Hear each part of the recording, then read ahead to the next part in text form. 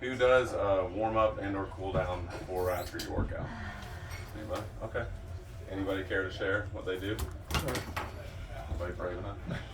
Stretching. Downward dogs. What's that? Downward dogs. Okay, downward dogs. Good. Stretching. Stretching before and after. Okay. What kind of stretching? Quads, hamstrings, glutes, arms, and then I have a trainer, so then he stretches me at the end of Okay. what works. So just more prolonged stretching? I guess so. If Or that's is what's it- called. Yeah. Okay, sure. Yeah. Yeah. So that's a good idea. Yeah, I know for me and our clients, we usually do a dynamic warm up first, make sure we get the blood circulating and get the muscles moving. And then after we go through the workout, we focus more on the static stretch. Okay, good. So when you say dynamic versus static, what do you mean by that? Well, the dynamic is going to involve some type of movement, right? So it's like a reach down and then come back up versus a static where we'll hold it for 10 to 20 seconds. Good. So Static. This dynamic. That's very dynamic. so dynamic being a full range of motion movement. It's a movement-based stretching technique, and Max being a great personal trainer, of course he knows that and takes his clients through that.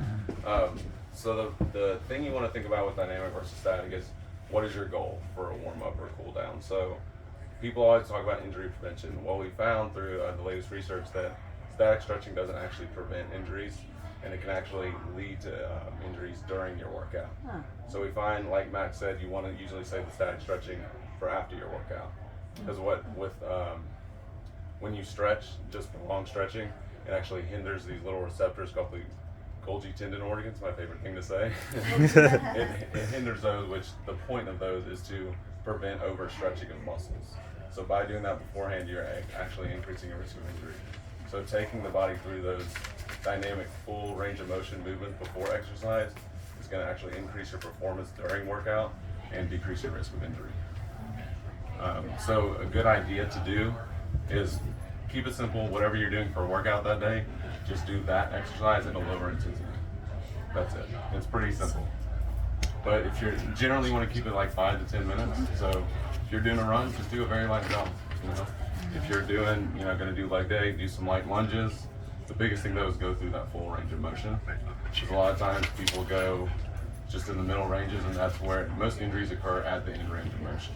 So we really want to take the body through that full range, going all the way up and all the way down during a full motion of workout. Another thing to consider is if you're doing like a high intensity cardio workout, make sure you get the heart rate up. Don't just jump right into it, especially when it's cold like today.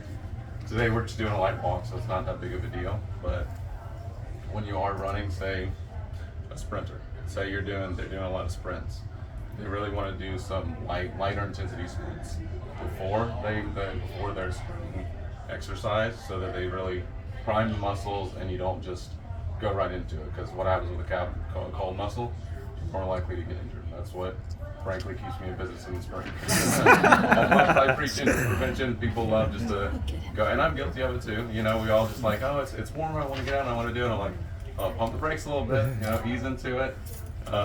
So the biggest thing is know why you're warming up.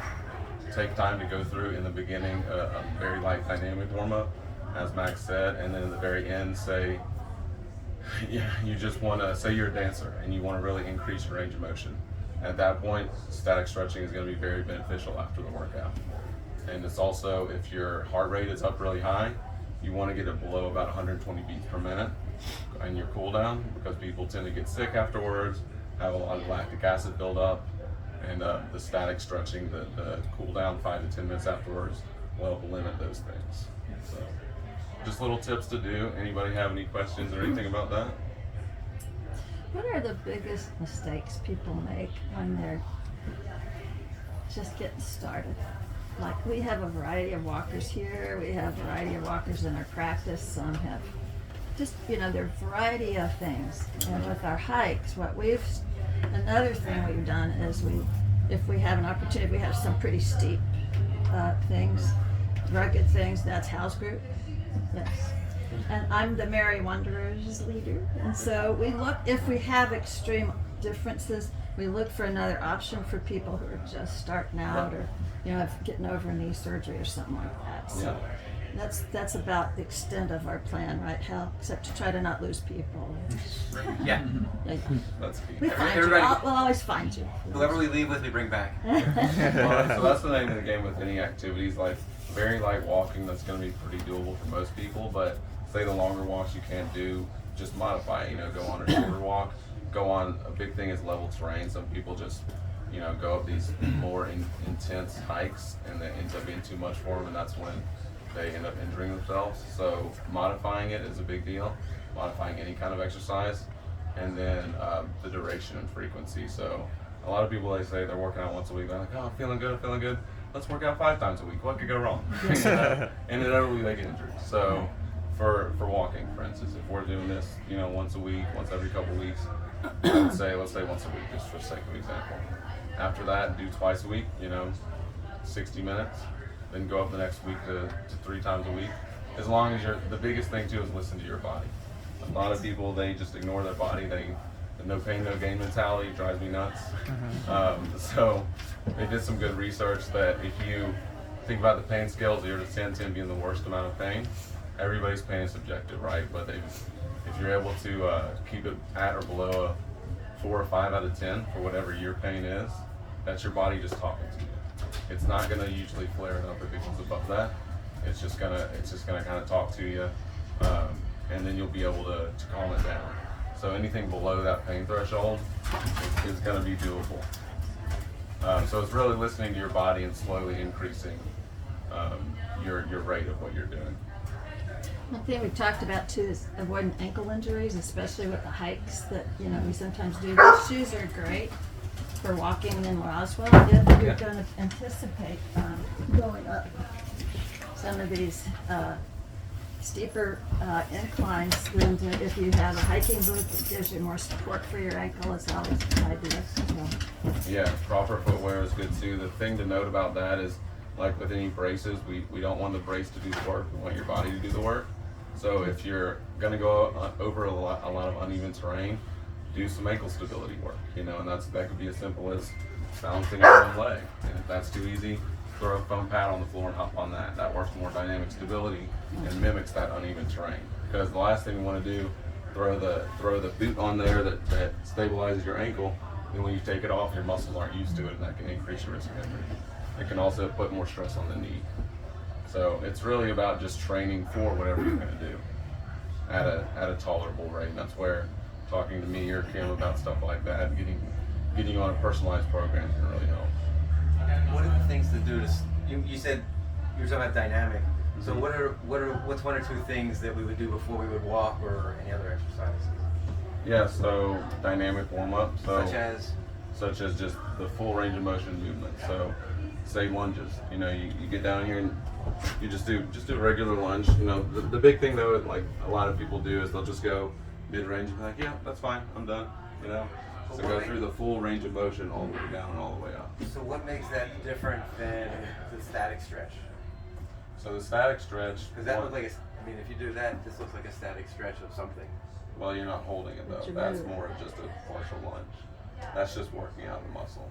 So when you say a hamstring stretch, if I'm sitting here and I'm stretching the hamstring, if I do that before the workout, Right. you're gonna, 1, you increase your risk of injury, and 2, you hinder your performance. So those little receptors in the joint, getting a little technical.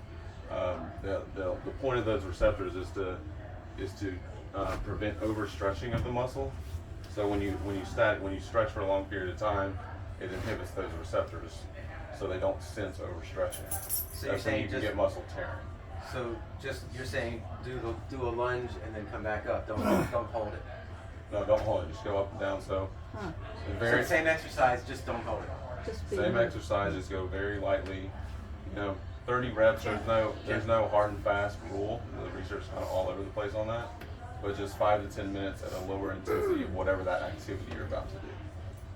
Does that make sense? So if you're going for a long run, do power walking for 5 minutes. That's working those same muscles. It's getting blood to the muscles. It's increasing your temperature to the muscles, making them more pliable, decreasing, and going through the full range of motion. Because somebody told me that one of them was just swinging your leg Yeah. So for 10 or 12 times gets I guess the blood That pump is is blood flowing. You're stretching the quads and hamstring dynamically, so you're getting them ready for that, you know, prolonged movement of walking and running. right. Yeah. So the whole idea is just moving it. Yep, just moving it at a lesser intensity of the activity that you're about to do. It's movement-based stretching through the full range of motion. Yeah. Any other Kevin, were questions? you gonna say something? Yeah, well, I'll try to talk too long. Okay, so warm up is to make your body warmer. So movement I'm will sorry. generate internal heat, and it'll make the body warmer. Yeah. Because the blood flowing improves muscle and tendon pliability. So that's what you want to do before you're going to exercise. Cool down, you can do those static holds, those prolonged holds, what we always think of as stretching, because you're trying to bring your body back down from being hot and working. So dynamic, like you've been saying, if you think of it that way, like I need to get my body literally physically warmer from the Warm it up inside the car, out, yeah. you gotta move to do that. So, and then the other thing I was gonna say to Dr. Bush's question about what mistakes beginners make at any level of fitness is too much too soon, really. In order to get stronger in any way, whether it's your cardiorespiratory fitness or muscle strength, you need to overload a little bit so that your body can rise to that challenge, and it will. Your body will adapt to the demands placed on it. But if you overload way too much and it really can't meet that demand, that's where injuries occur. So, you know, the gung-ho January, now I'm gonna lose 50 pounds, I'm gonna get fit, and then you like hit it hard, your body is just not ready for that. And by the same token, you know, let's say runners, and all of a sudden they're gonna change their kind of footwear, like James said. They're used to running this type of shoe and they're gonna run this type of shoe, but they don't change their mileage at all. Their body's not ready for that yet. They need to back down the mileage and then adapt to that new footwear. You know, so it's that overload. It's kind of like that little dance that we do with enough, but not too much, that my body really can't handle this, and then that's where injury occurs. All right. If you got more questions for them, we're going to take both of them for a walk. Now, and one more thing. Gotta get warm. I'm gonna ask if we could